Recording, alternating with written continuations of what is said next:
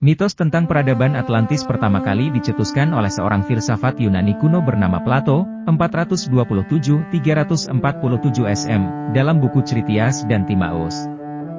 Dalam buku Timaeus, Plato menceritakan bahwa di hadapan Selat Mainstai Haigelisi, ada sebuah pulau yang sangat besar, dari sana kalian dapat pergi ke pulau lainnya. Di depan pulau-pulau itu adalah seluruhnya daratan yang dikelilingi laut samudera, itu adalah kerajaan Atlantis.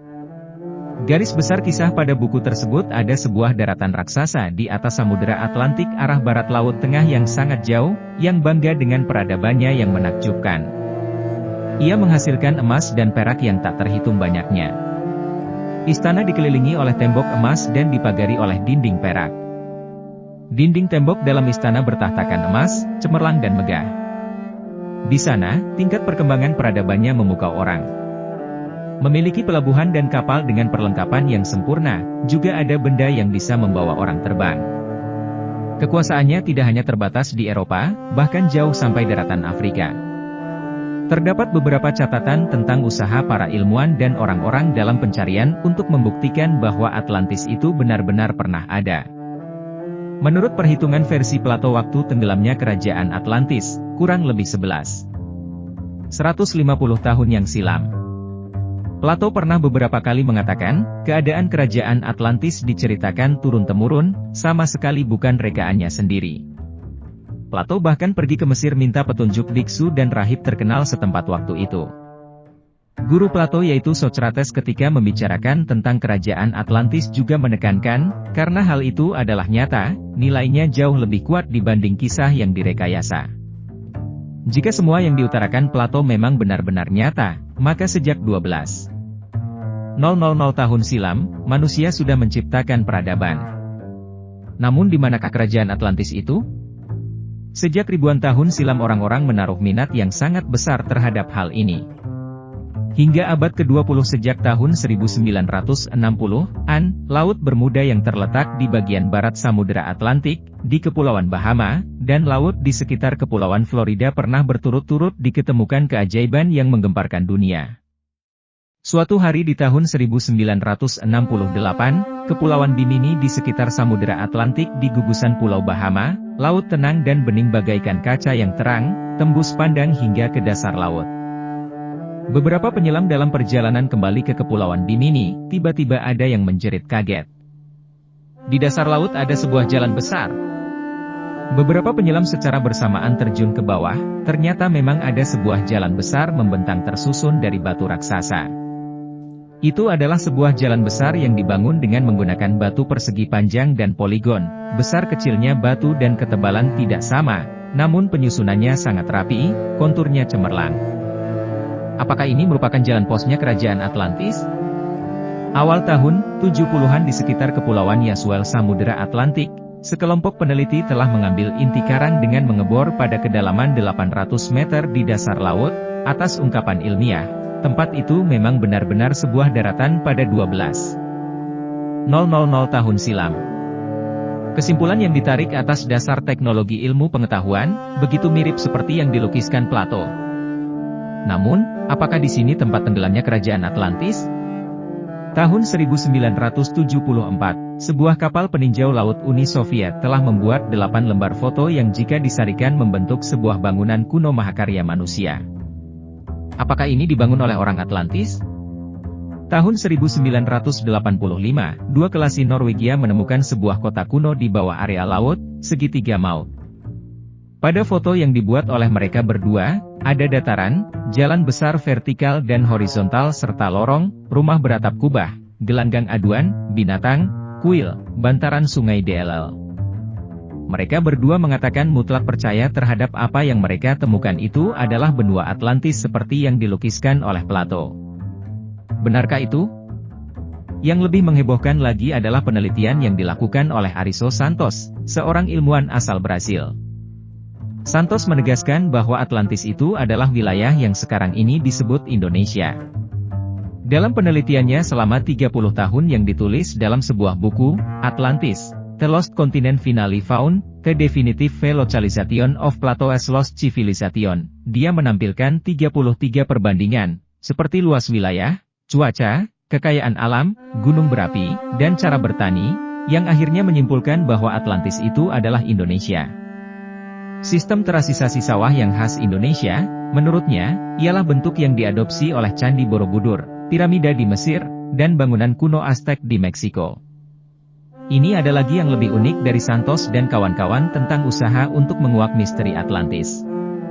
Sarjana Barat secara kebetulan menemukan seseorang yang mampu mengingat kembali dirinya sebagai orang Atlantis di kehidupan sebelumnya, Ingrid Benete.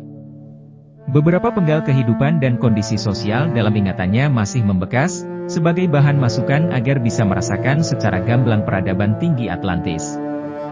Dan yang terpenting adalah memberikan kita petunjuk tentang mengapa Atlantis musnah. Di bawah ini adalah ingatan Ingrid Benete.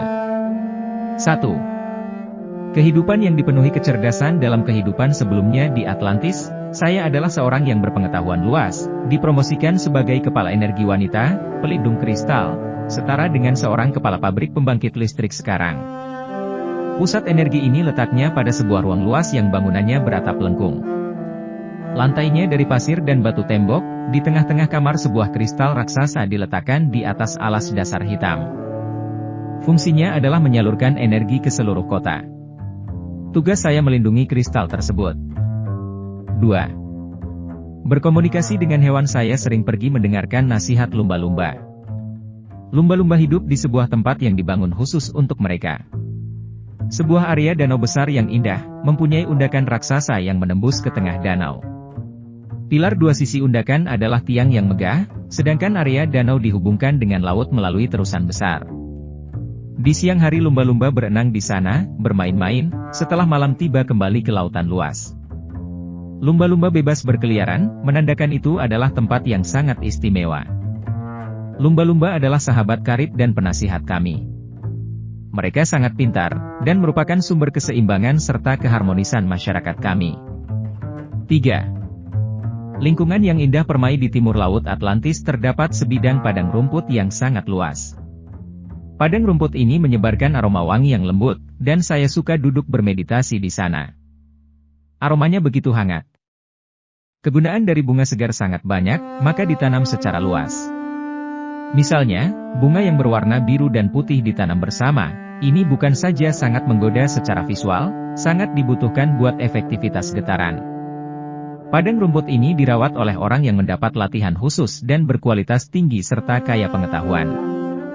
Ahli ramuan mulai merawat mereka sejak tunas, kemudian memetik dan mengekstrak saripati kehidupannya. 4. Teknologi yang tinggi di Atlantis. Ada sarana terbang yang modelnya mirip piring terbang, UFO. Mereka menggunakan medan magnet mengendalikan energi perputaran dan pendaratan. Sarana hubungan jenis ini biasa digunakan untuk perjalanan jarak jauh. Jarak pendek hanya menggunakan katrol yang dapat ditumpangi 2 orang. Ia mempunyai sebuah mesin yang mirip seperti kapal hidrofoil. Prinsip kerja sama dengan alat terbang, juga menggunakan medan energi magnet. Yang lainnya seperti makanan, komoditi rumah tangga atau barang-barang yang berukuran besar, diangkut dengan cara yang sama menggunakan alat angkut besar yang disebut subbers. 5. Pengobatan yang maju dalam peradaban ini, tidak ada penyakit yang parah. Metode pengobatan yang digunakan, semuanya menggunakan kristal, warna, musik, wewangian dan paduan ramuan, dengan mengembangkan efektivitas pengobatan secara keseluruhan. Kristal khusus akan diletakkan di pasien. Seluruh kamar penuh dengan wewangian yang lembut, terakhir akan tampak sebuah warna. Selanjutnya, pasien diminta merenung, agar energi pengobatan meresap ke dalam tubuh. 6.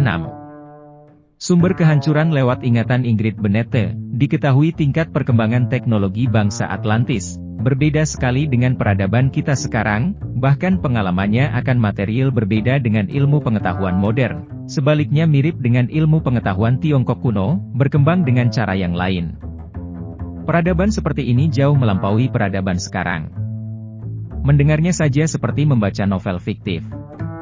Bandingkan dengan masa kini, kemampuan jiwa bangsa Atlantis sangat diperhatikan, bahkan mempunyai kemampuan supernormal, mampu berkomunikasi dengan hewan. Yang diperhatikan orang sekarang adalah pintar dan berbakat, dicekoki berbagai pengetahuan, namun mengabaikan kekuatan dalam. Kita sebagai orang modern, dapatlah menjadikan sejarah sebagai cermin pelajaran, merenungi kembali ilmu yang kita kembangkan, yang mengenal kehidupan hanya berdasarkan pengenalan yang objektif terhadap dunia materi yang nyata, dan mengabaikan hakikat kehidupan dalam jiwa. Makna kehidupan sejati, berangsur menjadi bisnis memenuhi nafsu material. Seperti ilmuwan Atlantis, segelintir orang tunduk pada keserakahan, tidak mempertahankan kebenaran, demi kekuasaan dan kemuliaan, mengembangkan teknologi yang salah, merusak lingkungan hidup. Apakah kita sedang berbuat kesalahan yang sama? Terima kasih telah menyaksikan video Kang Halu. Dukung channel ini dengan cara like dan subscribe agar terus dapat mengungkap misteri di balik dunia.